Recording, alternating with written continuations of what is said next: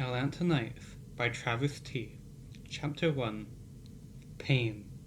Whispering voices. Pain. Pain, pain, pain. No pain. Forever sticking in me. Sleep. Pain. Whispering voices. As you know, Nurse Eastman, the government spooks controlling this hospital will not permit me to give this patient the care I think he needs. Yes, doctor. The voice was briefly sweet. So sweet and sexy. We will therefore just monitor his signs. See his trauma like with patients that would require extra care. The rich pasties controlling the hospital will make certain I cannot try any of my new treatments on him. Yes, doctor. The voice was so sexy. Bruce didn't care about treatments. He cared about pain, and he cared about that voice, because when he heard the voice, the pain went away, just for a moment. Like, report to me if there is any change, the man's voice said. Yes, Dr. Nance, said the sexy voice. A door closed, and Bruce heard breathing, and smelled the enticing smell of shampoo and perfume. It was channel number 5. He opened his eyes. All he saw was the roundest, firmest pair of titties he'd ever seen in his life, all enclosed in the crisp white nurse's uniform. I'm in heaven, he said. No, he tried to say, but his voice wouldn't work. His mouth was dry, and there was some terrible tube thing in his nose, and hey, what's that thing in his dick? It hurts! The tits bounced like Aunt Alice's molded jello back at home, and then moved away. Oh, she was just straightening the covers of the bed. Bruce realized he laid in bed, his left arm being strapped down, with something sticking and up a tube on the top of his head. Bruce looked up. The tits belonged to a beautiful face carved out of ice and cream, with a pair of glowing emerald eyes. Around the perfect face was brown hair like one of those supermodels, all puffed up. Oh, you're awake, Mr. Lucent, said the sexy nurse. Bruce worked his lips, but he couldn't speak. Well, Mr. Lucent, the sexy voice went on, you're probably wondering what you are doing here, honey, child. He realized the voice had an accent of a sexy southern peach. You were in an auto accident, Mr. Lucent, but don't worry, you'll be just fine. This here is the finest hospital in Atlanta, and you're in the care of the finest doctor, Dr. Arthur Eastman. Bruce tried to speak, but just moaned. Now, is there anything I can get you? The nurse Eastman asked, moving around to the other side of the bed and fluffing the pillow. Bruce wanted to feel those titties. That was what he wanted. Not that he could do much else, he realized. Everything hurt, right down to that thing, whatever it was, in his dick. He said. Nurse Eastman's eyes lit up like Christmas tree lights. Now you're talking. Oh, she gave a girlish giggle. You're recovering just fine. I'll have to go tell Dr. Eastman right away.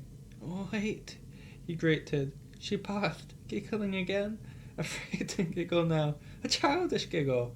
As though a little girl on Halloween going door to door, instead of seeing paper mache, a witch or goblin suddenly was grabbed by the real thing. I don't remember, Bruce croaked. I don't remember. No, she said, shaking her head vehemently. You don't remember a thing. Now, you just rest. She went to the door, her hips swaying like palm trees in a Hawaiian hurricane. Bruce lied in the bed, trying to recover his memory. All I could remember was the screeching of tires, like a steam engine going crazy. And then there was just all the pain. Hell on wheels. That's what it was. Yes, this. Hell on wheels.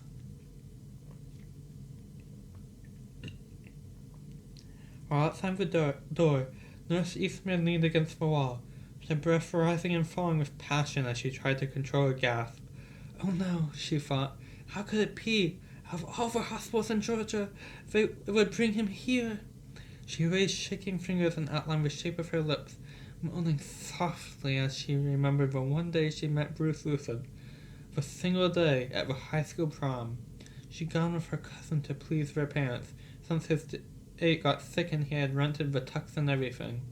Even though she was in nursing college, Enchantment Under the Sea, it was called, she could remember it as if it were yesterday. Their eyes met across the room, locked, held, molding passionately. It was the gaze of molten heat, a supernova of total lust, even though he was only 17 and she was 33. It was only a matter of time before she ditched her cousin and Bruce ditched his date, and they found themselves in the back of Bruce's Chevy. She moaned, rivering in memory, until her voice splintered, shattered, piercing her memory. Nurse Eastman. It was the head nurse. Her warty nose quivered, her eyes blazed with suspicion. The old hag. She wouldn't know what true love really was. If you are sick, you may be excused from your shift, the head nurse opened.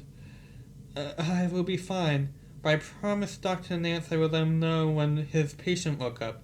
Margaret gritted and ran away before the head nurse could stop her, her high heels clattering on the floor like the death knells of doom. Dr. Arthur Nance looked up when the nurse entered the room. Arthur had always been the brave star at school. From a very early age, he was already elected class president in grammar school, middle school, and high school. He was class valedictorian at his graduation, and when a lot of his friends went to mechanical school or junior college to mess around with business, he went straight to the university medical school. But there Arthur ran into something far worse than tough teachers or tough grades. Prejudice. Yes, prejudice. Not race, but class. All the snobs from the wealthy families laughed at him for his accent, and when he tried to join the most popular fraternities on campus, they hazed him without letting him know until too late that he would never join. Arthur got his medical degree, but he became embittered against rich people and politicians and anyone in authority. Wherever he went, he was sure there was some conspiracy against him by those in authority. He was sure of it when he didn't get hired by any private hospitals or to a lucrative practice among the rich, doing fat removal and facelifts for 25 grand apiece. No, he could only get a job in this hellhole, where every night the ambulances brought in drunks and suicides and crazy homeless and battered wrecks of EMTs scraped off the freeways, like this Lucent jerk. Arthur was sitting there brooding about all those ills when Nurse Eastman came into the doctor room. Is my patient awake? He asked. Yes, she said, and then she wiped her eyes and throatly whispered, Doctor, I have to request that you excuse me from attending to this patient. Request denied, Dr. Nance said curtly. I will not have one of those braided spies who work for the hospital trustees killing my patient. I'll go see he now, he stormed, and stormed out of the room. Margaret leaned against the wall and wept a sorrowing flood of tears. She knew Bruce would emerge from the fog of her painkillers and he would recognize her. And if he told someone about the night at the prom, all her life Margaret had worked hard, harder than anyone else. Her sisters, all of them far more beautiful than she was, had coasted through life like a toboggan down the snow hill of life. But Margaret had a vision at an early age, and she knew she was meant to be a nurse. Her mother had scorned her, her father had laughed at her, so she put herself through nursing school by waiting tables at a low dive at night. 5 long years she toiled, and never a day off, not even Christmas, just so she could walk out with her head held high and degree in her hand. Once, just once, she had strayed from the path of hard work. Just once she let herself relax. Do her cousin Ted a favor. Go as his date to the prom. Well, she learned her lesson, she thought. She never thought she'd see Bruce Lucent again. But now, here, the cruelty of the fates laughed at her, just like her family.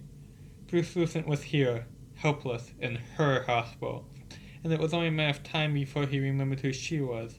And what would he do then? She wept even harder. End of chapter 1.